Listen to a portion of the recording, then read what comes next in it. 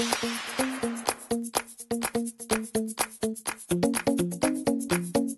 बाजीराव मस्तानी की press conference हुई, जिसमें खुद बाजीराव रणवीर सिंह और मस्तानी दीपिका पादुकोण शामिल हुए। संजय लीला बंसाली की बाजीराव मस्तानी 18 दिसंबर को पूरे भारत के सिनेमाघरों में रिलीज होने जा रही है।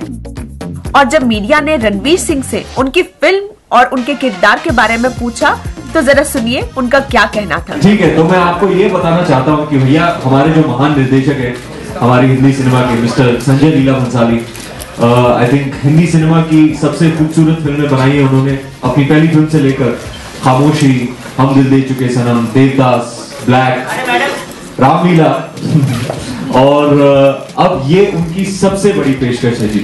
1.5 साल हमने इसकी शूटिंग की है, बहुत बड़े कैनवस पर, बहुत बड़े पैमाने पर उन्होंने ये फिल्म बनाई है बाजीराव मस्तानी। इनफैक्ट वो 12 साल से ये प्रेम कहानी बड़े स्क्रीन पर दर्शाना चाहते थे। ये एक योद्धा की प्रेम कहानी है। Peshwa Bajirao was a great Maratha leader, genius military general. He was a Peshwa statesman, and many shades of his life you'll see in this narrative. He's a son, a brother, a husband, a father, and a lover. A stand-up guy, somebody who fought till the death for what he believed in. A very passionate man, a very fierce fighter, very passionate lover. And yeah, his life story is quite amazing. Turbulent personal life and the emotional drama and romance and action and songs. It's a mainstream interpretation and representation of this most wonderful life. और जब दीपिका पादुकोण से उनके किरदार के बारे में पूछा गया, तो उन्होंने कहा, कहीं ना कहीं हम सबके अंदर एक मस्तानी छुपी हुई है, हर एक औरत के अंदर। ऑफ कोर्स आज हम तलवार लेके हम एक लिटरली एक बैटल फील्ड पर हम नहीं जाते, पर जो सिचुएशंस हम रोज on a day to day basis जो हम फेस करते हैं, to be able to face those challenges, I think the kind of mental strength that we need, the kind of willpower that we need, and I think the determination that women have, जब भी हम कुछ चाहते हैं हम जी जान लगा के हम अचीव करते हैं। So I think these are the qualities that make Mastani a very relatable character. And most importantly, I think जब हम सिनेमा घरों से निकलेंगे, कहीं ना कहीं एक दिल को छूने वाली कहानी है, एंड डेफिनेटली हम इंस्पायर होकर निकलेंगे।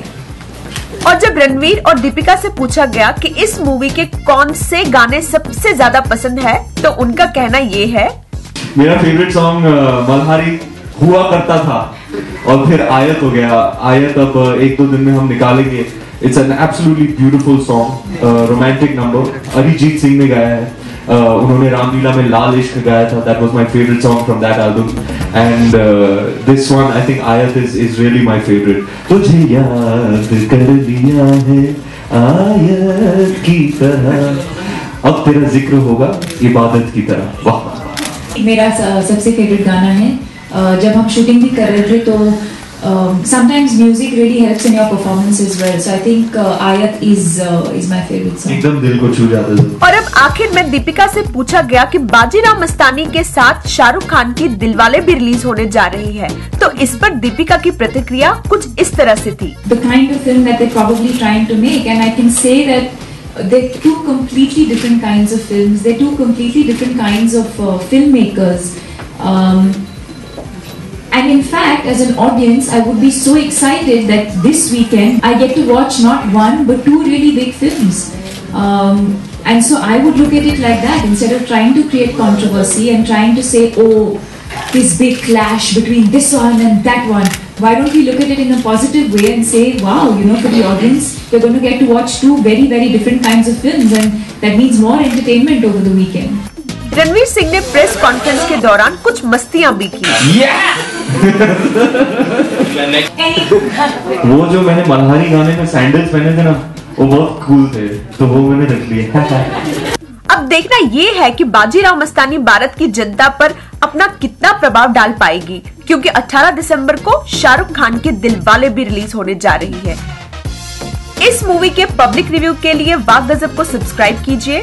बॉलीवुड की लेटेस्ट और खट्टी मीठी बातों को जानने के लिए आप wahgazab.com पर भी लॉग ऑन कर सकते हैं। आप हमें फेसबुक पर भी फॉलो कर सकते हैं।